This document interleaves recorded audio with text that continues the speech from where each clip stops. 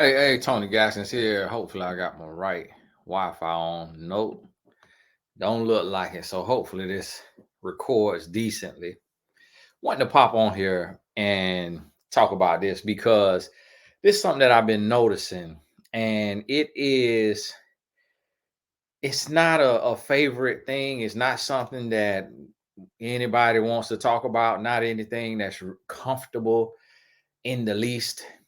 But as I look around, whether it is dealing with relationships, with just life in general, and you hear me touch on this in different videos, and we deal with it, but it's a very sensitive subject, and a lot of people don't want to talk about it. And I sometimes see people get very offended and be in the comments really offended and just upset, and when really it's like my dad used to tell me, don't get mad, scratch your booty and get glad, which really means is like we have to look in the mirror. And if you got to cry in the mirror, cry in the mirror. If you got to be mad, do what you got to do, but let change come. Let change come. So every day I'm doing coaching sessions, men and women. And the number one thing I notice with women that I don't notice with men is the enemy within. This one enemy where it is an attack on our body. And what I mean by the attack on the body is whether it's childhood trauma, boredom, stress, that cortisol release, the work life. But I would say 90% of the women that I have a session with all struggle with their body. And I coach I coach a lot of women, and they'll take and they'll say, "Hey, y'all gotta forgive me because I had an order coming to the house." And they'll say, "Tony, I want a husband. I'm ready to meet my husband." And we'll go through everything, and well, what are you looking for? What are you doing? What's your daily routine and all of that? What areas do you want to work on in your life? The three B's, all right: brains, brand, body. Brains meaning getting new knowledge, learning new things, just learning about love, learning about relationships, learning about men, learning about women, learning about the world, spiritual warfare, just feeding your mind every single day for 30 minutes to an hour. Then the brand, having a career, something that you got a degree in, certification in, a trade, or starting something outside of that, a blog, a business, a for-profit company, nonprofit company, remembering that a nonprofit company can also pay you a salary. You raise money. If you get a 501c3, you can get federal grants, what have you, and you still could have a salary. And then the body, not sleeping around and giving your body away, sleeping good, 6 to 8 hours, 7 to 9, the best you can. And then also being mindful of exercise, what you're doing with your body, what are you putting into your body, what are you eating, what are you drinking, all of those things. And here's the thing: when it comes to the body, we all struggle there. That is the one area that I feel like every person struggles with. Even fit people, even people who you see working out still struggle with their body, because a lot of people that you see working out, they still abuse their body. They overwork out. They work out too much. They take certain type of steroids, human growth hormone, creatine, but in a bad way. Do different shots, do different things, even with the body. So when you think about the body, is for one, I mean, your body carries your spirit. So if you kill the body, your spirit gonna die too.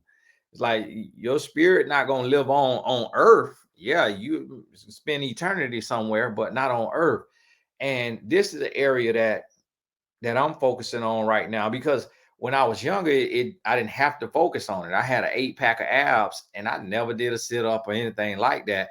It was just my genetics. But now that I'm older, I have to be mindful of my consumption, the window that I'm eating in, and what am I eating? What am I drinking? And then when I'm eating and drinking, how often am I eating and drinking? And thinking about these things, because I've noticed so many smoke and mirrors, so much smoke and mirrors with this. And a lot of times when I see a super fit woman, a lot of these women that I get to meet that through coaching who are super fit, it's because they have herpes, or they have another genital wart. So they have, but and so it's like, oh, okay, so you working out that hard because just trying to keep your immune system up and healthy, and you have to offset having that the disease. And it's like, if you meet a man, you can't be out of shape and have that disease, because it makes it that much tougher. Whereas he can forgive one or the other, but he can't forgive both. Like, he can't overlook both, but he can do one or the other. And so then again, that becomes, like, to me, like the Malcolm Gladwell outlier rule of like, oh, you just fit because of this thing over here. Or sometimes it's like a health scare. I meet some fit people, and they fit because their parent died from cancer or diabetes or some other type of thing. And they're like, hey, this is hereditary and I want to combat it. And so they have an internal motivation. But if you don't have anything hereditary, if you don't have a life altering disease, then it may bring about this sense of complacency. And this is the thing, like, we only live once, and there are no do-overs. So it's like we have to get to a place to where we really pushing ourselves and we really challenging ourselves. And I remember I was saying one time on a video, and I was talking about a guy that I had in mind, and I was like, you can't give me no advice if you're not taking care of your body. Like, you got to take care of your body, because that's your house, that's what you live in. And it's hard.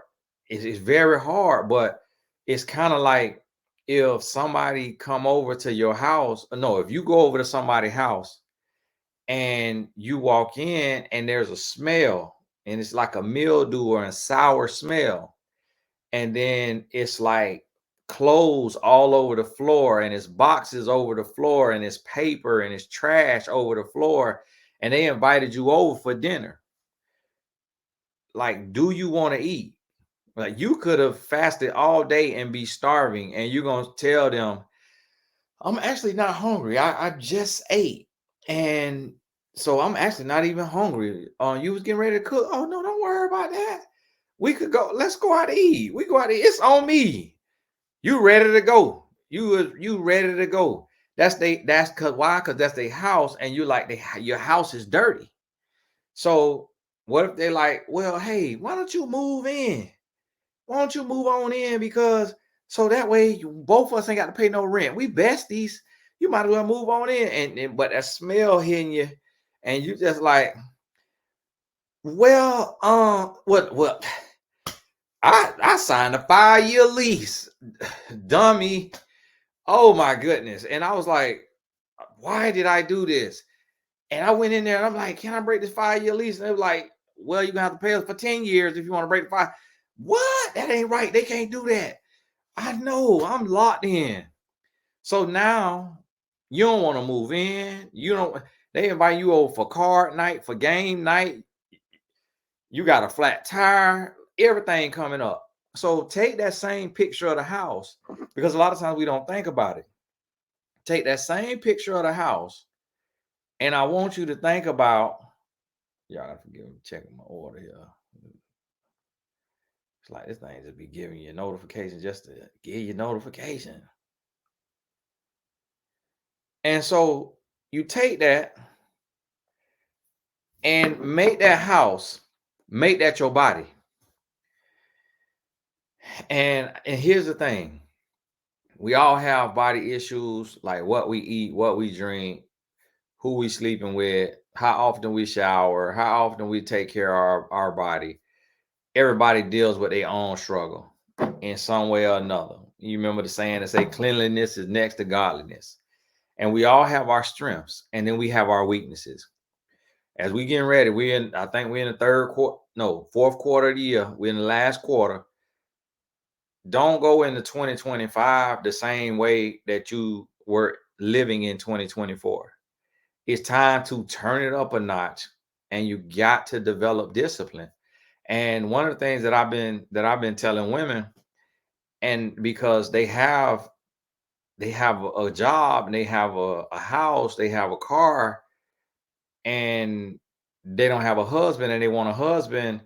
And I'm like, well, what are you working on in your life? Because when you get to where you're supposed to be, you're going to start attracting who you want, because we don't attract what we want.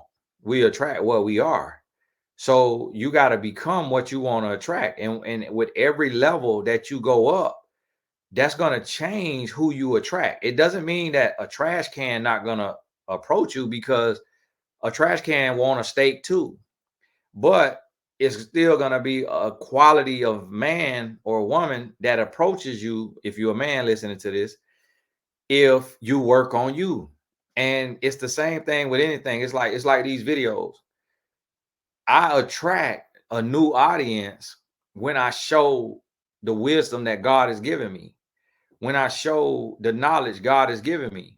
If I come on here and I just key, and I just do pranks and I just show, like, if I did pranks on here, who would I have on here? A little bit of nobody. I would have a bunch of kids. I would have a bunch of low thinking people, a bunch of people who don't take life serious.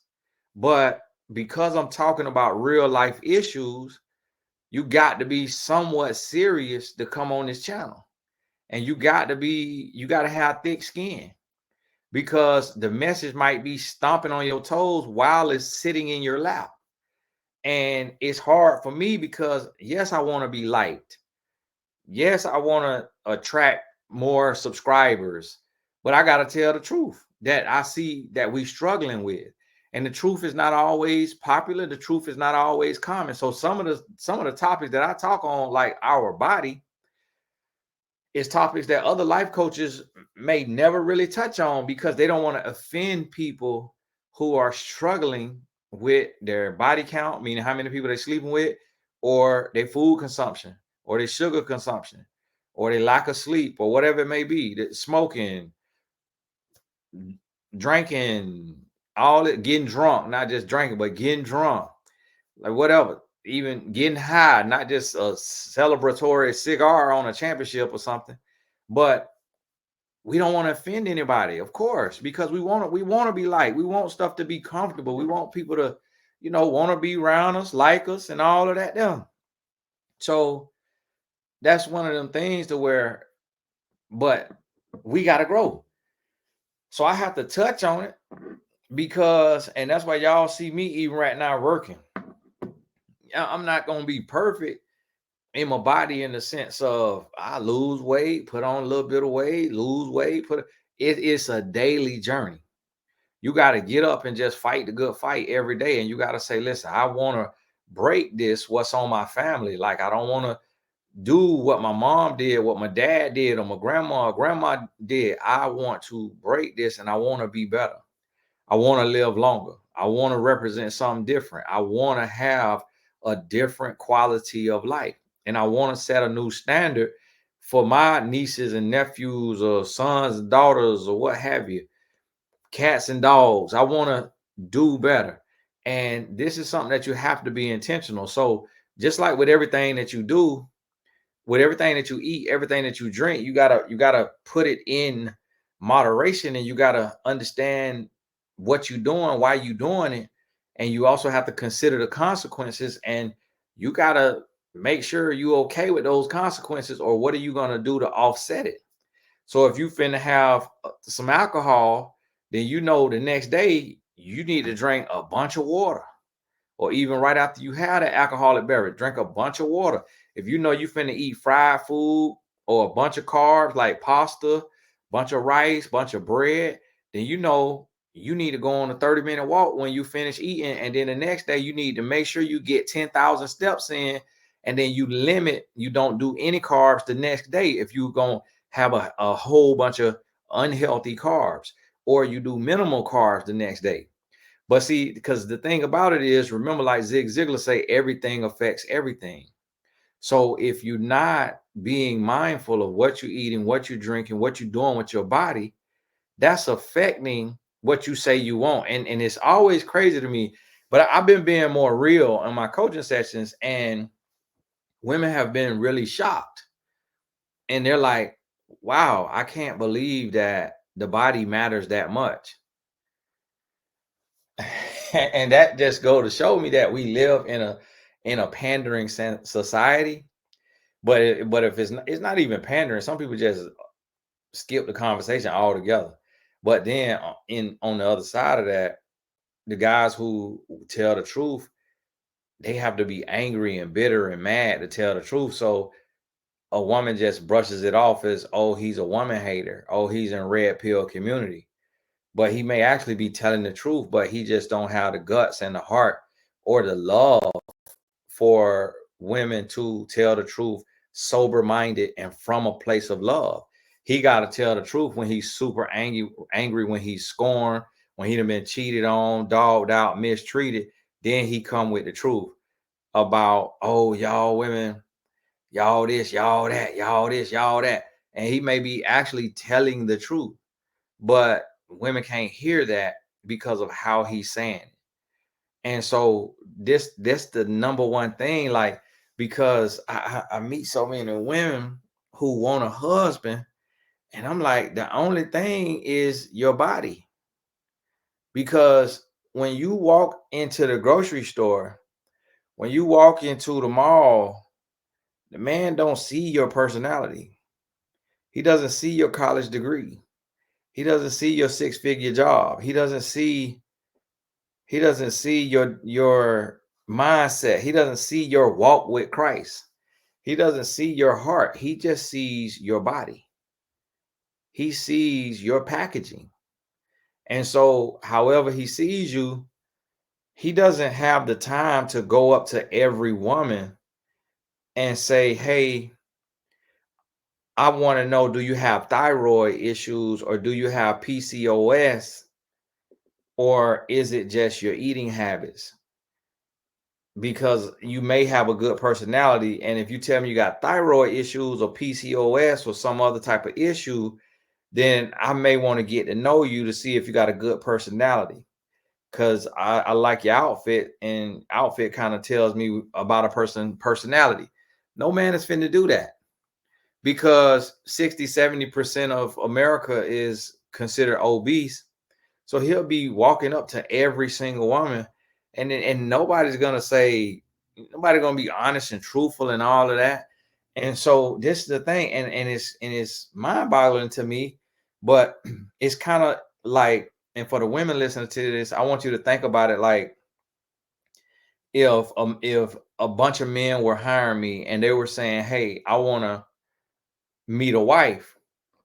And I'm like, well, what you working on? And they're like, well, I'm unemployed and I haven't been employed for, over a year. What would you tell that man? You would say, well, no woman's going to want an unemployed man. Like, a woman want a man who can provide, who can help with the household, who can, be a leader, be a provider, and not even just for her, but even for his own mental health, because a man is wired to work. And so if 90% of the men that was hiring me for coaching didn't have a job, it would be like, hey, you got to get a job, or some other very obvious thing. And so that's the thing. And it's a lot of women get mad when I bring this topic up. And one lady, she was like, oh, so basically Tony's saying fat women can't have a husband. And I'm like, for one, I never use the term fat. I don't use that term as a derogatory term. And then two, that's not what I said, because we see a lot of women who are full figure, voluptuous, could be clinically obese, meaning based on BMI, what have you, and they married. And So it's not a one size fits all, but at the same time, we don't know where the woman was when the man met her. We don't know where she was in her body. We also don't know what health issues she's dealing with. We also don't know how the man met her and how he got to know her, because they could have been in a life group together at church. They could have been in a study group at school, and he got to see her personality because he was forced to be around her in this group. And so he looked beyond just her packaging. He looked beyond her body and he got to know her. Or he got with her and her body was where she wanted it to be, where it was supposed to be, and then she had a health scare, health issues, what have you, went through depression, whatever it was, had 1, 2, 3 kids, and just the weight never came off. And so you can't say that, oh, I don't have to change because this woman over here is bigger than me and she's married. We also don't know if her husband is gay. We don't know if her husband needed a green card. We don't know if her husband has a rap sheet longer than the US Constitution. We don't know what this man has going on. So you can't get stuck in comparison. You got to look at yourself and you got to say, okay, what do I want for me? So if this is what I want for me, let me understand, what do the people that I want, what does the person that I want, what do they want? What do they look for when they see somebody? Okay, now that I understand that, what is it going to cost me to work on that? What is it going to hurt me? I can't, what is it going to benefit me? So when you look at it, you're going to say, well, me watching what I eat, watching what I drink, watching how I sleep, watching how often I work out, watching what I put into my body, watching who I give my body to, there's no negative consequences to that. That's going to help me live longer. It's going to help my mental health, my mental clarity. It's going to help me get better. And the reason why I got to touch on this is because sometimes I get on the phone with a client and it was like, Tony, you talked about this, about the 3 B's, or you talked about like the body being the number one thing that's keeping women single. And since then, I've lost 20 pounds. I've lost 30 pounds. So thank you, because nobody else is telling that truth in a way that nobody I respect, or nobody telling that truth in a way that I could receive it. And to be honest, and here's the thing: as humans, we always looking for excuses. And people say, well, Tony, it's a lot of fit women. I know a whole lot of fit women who are single. Well, she could be for one, a lot of fit women breath stink because they not eating right. So a lot of them breath stink. A lot of them pH balance is off. And they always have to have all kind of stuff going on. A lot of fit women have a incurable STD, and they tell the man on the first date when he don't even know her, he doesn't even like her, but she tell it so fast that the man is like, I don't even know you yet, like, and who's to even say we were gonna work out? Now you just told me your business. If I'm a red pill content creator, I'm finna be right on my podcast tomorrow with all your medical record. And a lot of women don't understand that if you give a man time to get to know you, then you tell him, hey, I'm living with this disease.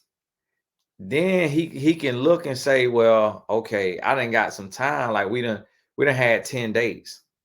Like, you gotta wait until you know that it's even a possibility of y'all working. And men are not like women. A lot of times women tell on the first date because a lot of women are more emotional, and they would be offended by a man waiting till 10 dates in, 20 dates in to tell them that he have an incurable disease. And they'll be like, oh, you should have told me, you should have been honest. You don't wasted my time. I wouldn't have wasted my time. And it's like, listen, I didn't even know you. You could have went and put it on a billboard tomorrow. You could have went and what have you. Like, why would I just tell every single person I meet that I'm living with this disease when I don't even know if we're going to be talking tomorrow?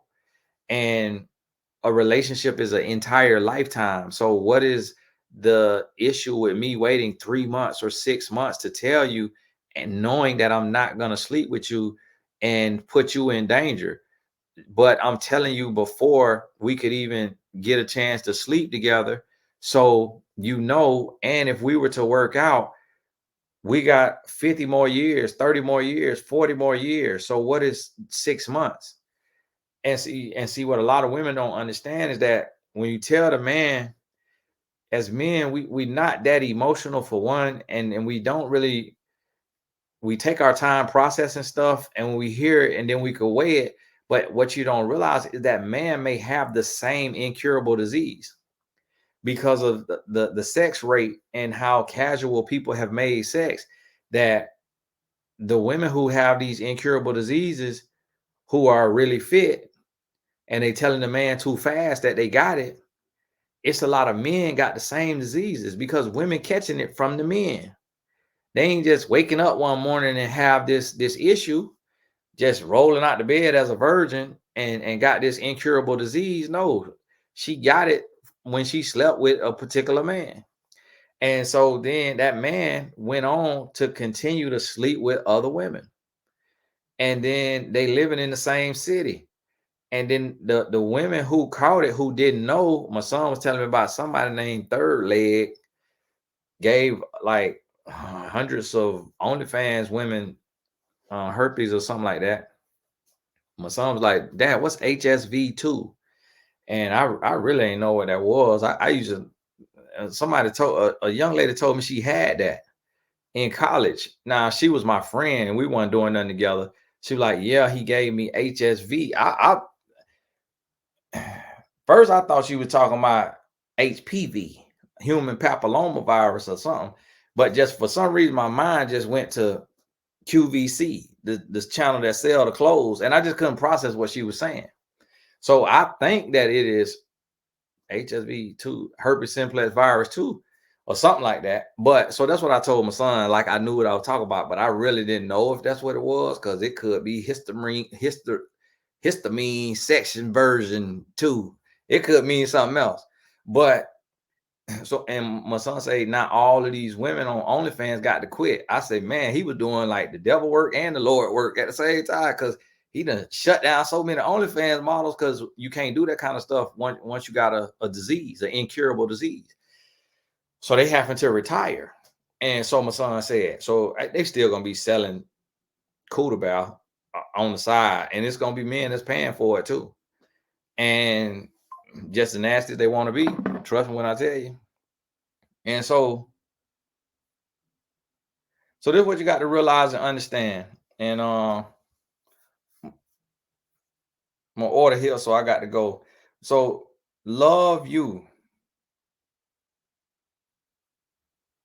Love you. Work on you. And don't get to a place to where you getting mad, you getting angry, you feeling sad. Like, I'm talking to you from a place of love. Like, understand how you present yourself, understand how you carry yourself, and be mindful of how you treat yourself, because that's your calling card to the world. That's what you telling the world. This is how I view me. This is how I prioritize me. You missing out on jobs, you missing out on raises, you missing out on friendships, because people just don't know, because they like, listen, if you don't take care of you, how can I trust you to take care of me? And that's just humans. And so you might not realize it when you sleeping around, or you eating bad, or drinking, or smoking, or doing whatever it is you're doing to your body that you shouldn't be doing, not sleeping, whatever it is. You may not realize it because you're not looking at other people like that. But when you look at somebody who doing worse than you or more than you, then you may have some empathy for them, but you're still going to have certain reservations or certain preconceived notions just on what you're seeing. So think about this and get it in your spirit, and know that this from a place of love. And if you need help creating a plan with whatever it is that you're doing with your body, good, bad, or ugly, good, bad, indifferent, whatever it is, I'll be here for you to help you with that. And as I'm helping myself, I believe as we learn, we should teach. You don't have to wait until you're an expert or you wait until you know all 100% here and there. Like as you learn, teach, help somebody else, help your mom, help your dad, help your friend, get your accountability partner, and do the work. God bless you. We'll talk soon.